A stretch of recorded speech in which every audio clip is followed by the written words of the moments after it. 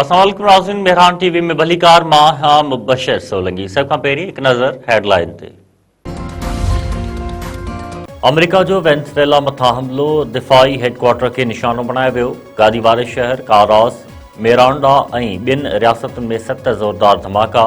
हमले बाद हुकूमत पारां मुल्क में इमरजेंसी लागू। अमरीकी अगराई रद्द। डोनाल्ड ट्रंप वेनेज़ुएला मथां अमरीकी हमलनि जी तस्दीक़ करे छॾी। वेनेज़ुएला जे सदर ऐं उन जी घरवारी खे पकड़े मुल्क खां ॿाहिरि मुंतक़िल करण जी बि दावा। ट्रंप चयो आहे त अमरीका वेनेज़ुएला ऐं उन जी लीडरशिप मथां वॾे पैमाने ते हमलो कयो आहे। वधीक तफ़सील प्रेस कॉन्फ्रेंस करे ॿुधाईंदुसि। वेनेज़ुएला जी हुकूमत चयो आहे त हमलनि जो मक़सदु वेनेज़ुएला जे तेल ऐं मदनियाती वसीलनि ते कब्ज़ो करणु आहे। अमरीका असांजा वसीला हासिल करण में कामयाब न थींदो। पाकिस्तान जी हवाई फ़ौज पारां मक़ामी तौर ते तैयार कल तैमूर वेपन सिस्टम जो कामयाब तजुर्बो। जदीद मिसाइल 600 किलोमीटर ताईं ज़मीनी ऐं सामूंडी हदफ़ खे निशानो बणाइण जी सलाहियत रखे थो। ISPR जो चवणु आहे त तैमूर मिसाइल दुश्मन जे एयर ऐं मिसाइल सिस्टम खे चकमो ॾियण में असराए थो आहे।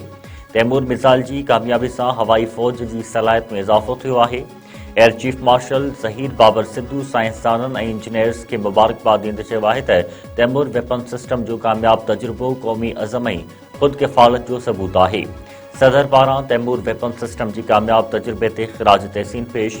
वज़ीर आज़म चयो आहे त तैमूर वेपन सिस्टम सां मुल्क जो दिफ़ा वधीक मज़बूत थींदो।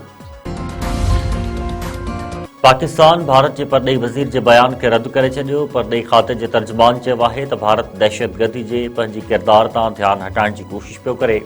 ख़िते अंदरि दहशतगर्दी खे हथी वठाइण में भारत जो किरदारु वाज़े आहे। भारतीय इल्ज़ाम ग़ैर ज़िम्मेवाराना आहिनि। कुलभूषण जो मामिलो रियासती सरपरस्ती में दहशतगर्दी जो मिसाल आहे।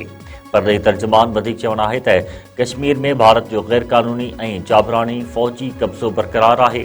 सिंध तास मुआहिदे जी हिक तरफ़ी भञकड़ी ख़िते में इस्तेहकाम खे नुक़सान पहुचाईंदी। इस्लामाबाद जी अदालत वज़ीर आला KPK जा ज़मानत न थियण जोॻा गिरफ़्तारी वारंट जारी करे छॾिया। सुहेल आफ़रीदी ख़िलाफ़ पिका एक्ट तहत दाख़िल केस जी ॿुधणी। अदालत पारां वज़ीर आला KPK खे गिरफ़्तार करे पेश करण जो हुकुम।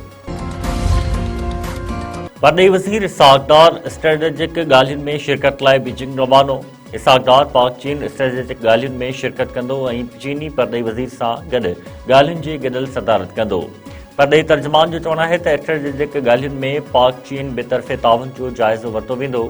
इसहाक़ डार 2026 में चीन जो दौरो कंदड़ ग़ैर मुल्की आला अमलदार आहे। यमन सूरतहाल ते पाकिस्तान ऐं सऊदी अरब विच में ॿीहर राब्तो। इसहाक़ डार ऐं सऊदी अरब जे परॾेही वज़ीर विच में टेलीफोन ते ॻाल्हि ॿोल। इसहाक़ डार पारां छिकताण वधाइण वारनि क़दमनि खां पासो करण ते ज़ोर। इसहाक़ डार चयो आहे त मसइलनि जे हल लाइ ॻाल्हियूं ऐं सिफ़ारतकारी वाहिद रस्तो आहे।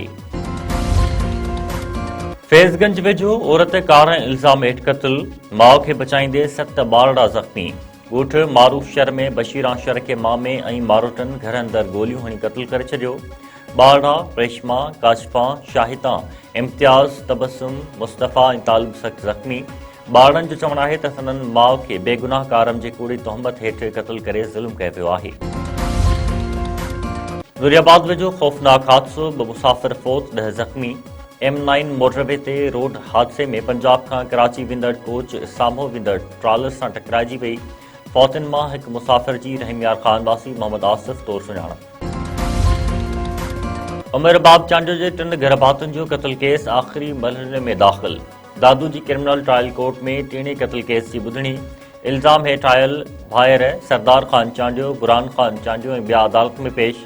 फ़रियादी धुर जो वकील सलाउद्दीन पमर दलील मुकमल कंदो। अॼु केस जो फ़ैसिलो महफ़ूज़ थियण जो इम्कान।